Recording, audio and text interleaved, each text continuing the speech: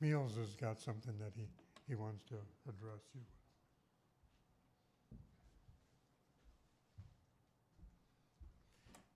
As Larry mentioned, I want to welcome our visitors today.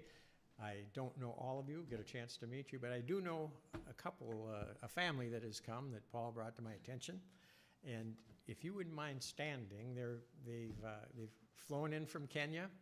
They're going to be here for a while. I'm hoping they're going to come and be part of our church. My Maker and my King, to thee I owe. Thy sovereign bounty is thus thy benefits demand more. My God, thy benefits demand more grace.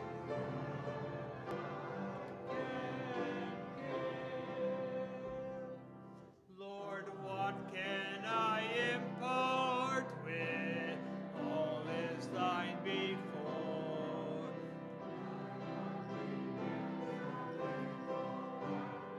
Gift alas how poor, thy gift and thankful, thy gift alas how poor. For my soul with strength divine, let every word and each desire and all my days be thine. Let every word and each all my days be thine.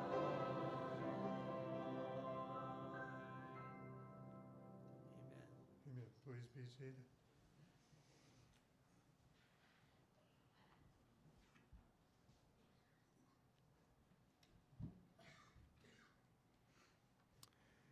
It's time for the children's story, but I know I'm looking around. Pauline isn't. Okay, it's time for the offering.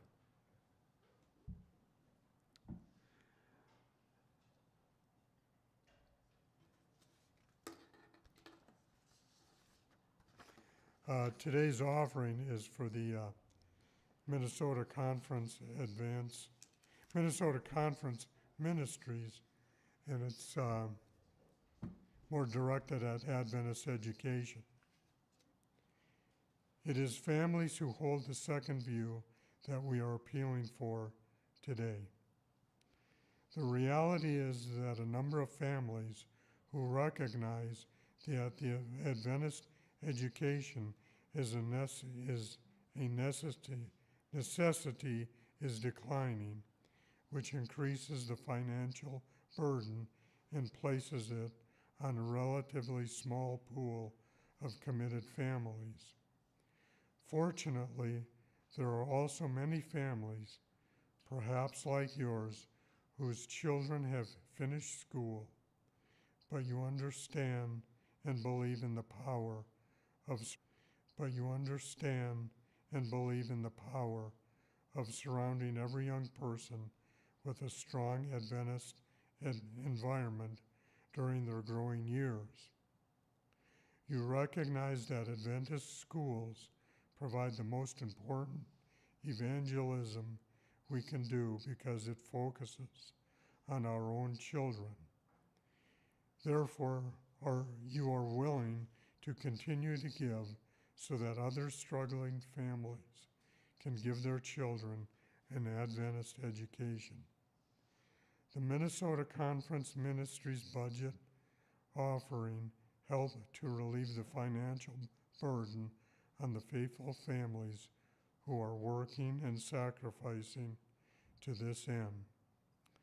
Please give today and each Sabbath to the Minnesota Conference Ministries budget offering and help keep Adventist schools operating. Will the deacons please come forward?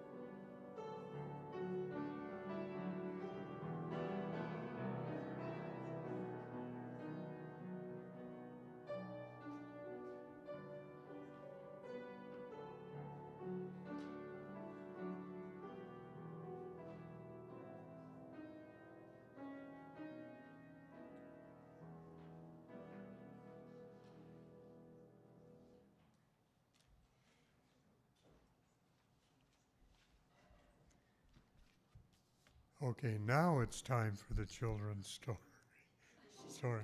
And Pauline will be giving the story.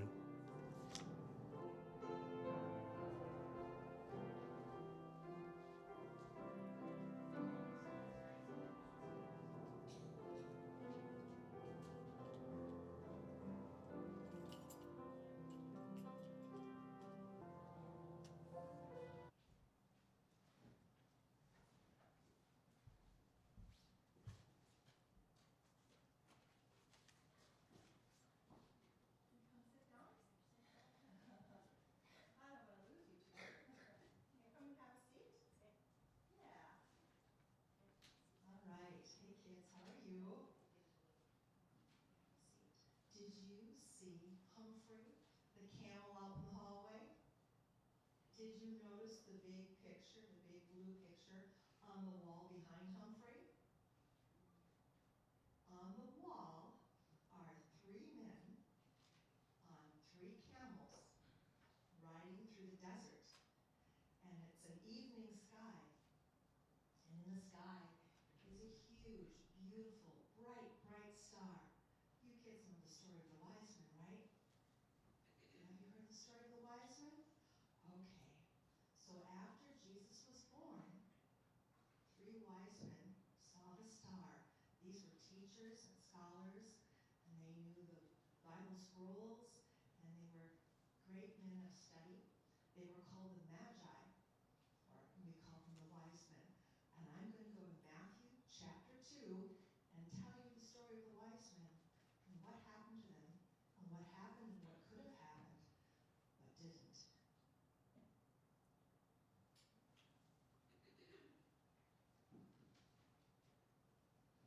Jesus was born in Bethlehem when Herod the Great was king of Judea. Priestly astronomers, led by God, came from the east to Jerusalem asking, "Where can we find the newborn king?" Doesn't anyone know where he is? For weeks we've been following an unusually bright star in the sky, which tells us that the deliverer of mankind has been born. It has led us to Jerusalem, and we want to worship him.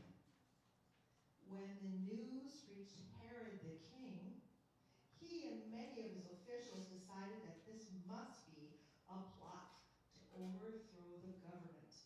So the first thing he did was to call together the religious leaders and demand an explanation. "Who is this baby king?" he asked. "Where was he born?" The religious leaders told him that they didn't know who he was, but according to scripture, he was supposed to be born in Bethlehem. Then they showed him Micah's prophecy, which said, "Bethlehem, you are not just another small, unimportant town. You will be the birthplace of the promised ruler of Israel." Then Herod dismissed the religious leaders and asked the palace guards to bring the wise men from the east to him. And when they came, he spoke to them privately, and he asked them about their trip, their reasons for coming, and particularly the time, and where he was.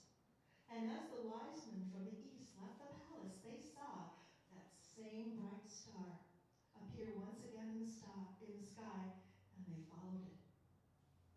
The star led them to Bethlehem, about 5 miles south of Jerusalem, and there it stopped over the house where Jesus and his parents were staying.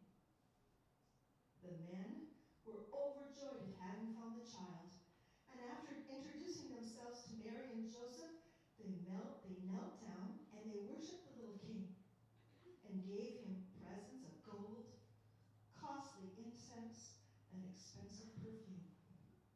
That night, God warned them in a dream not to stop at Herod's palace on their way home, but to go another way.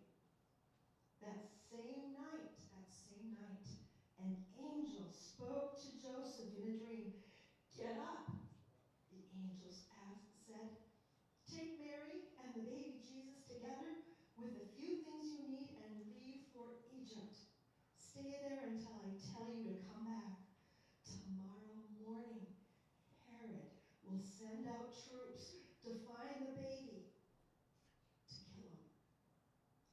Joseph got up, packed his saddlebag, and put them on the donkey, and in the middle of the night, they headed for Egypt. When Herod learned that the wise men from the east had deliberately ignored him, he became violent. This was a very cross king. He was so angry, he had everybody in the palace afraid, even Jesus, and started for home. He was even more cruel and heartless than his father. Joseph was afraid to settle in Bethlehem, as he had thought he should. Another angel warned him in a dream to go to Galilee, which Joseph did. So the family settled in the town of Nazareth, as God had told them. So now Jesus has gone to another city. And how did God? And Jesus was a child of God, and we are all children of God. And God watches over us, and we each have our own angels to watch over us and guide us too. We only have to ask for help. And there is danger in the world, but we have the light and the love of God our Heavenly Father, of Jesus His Son, and of the Holy Spirit. And each of us, as I said, have our own angel to protect us in many ways we're not even aware of. Things happen, and then suddenly the angel is there to stop really bad things from happening. So be sure to thank God every night. Let me just say a quick prayer. Thank you, Jesus, for coming to this earth to become a man and to live amongst us and to be our personal Savior. Thank you, Father God, for your love and your light and your protection. And thank you for the holy angels that you have assigned to each of us. In Jesus, we thank you. Amen.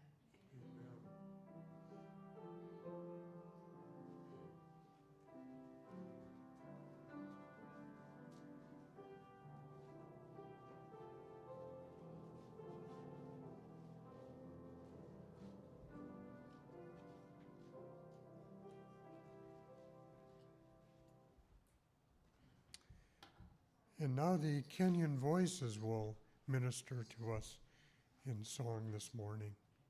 Will you please come forward?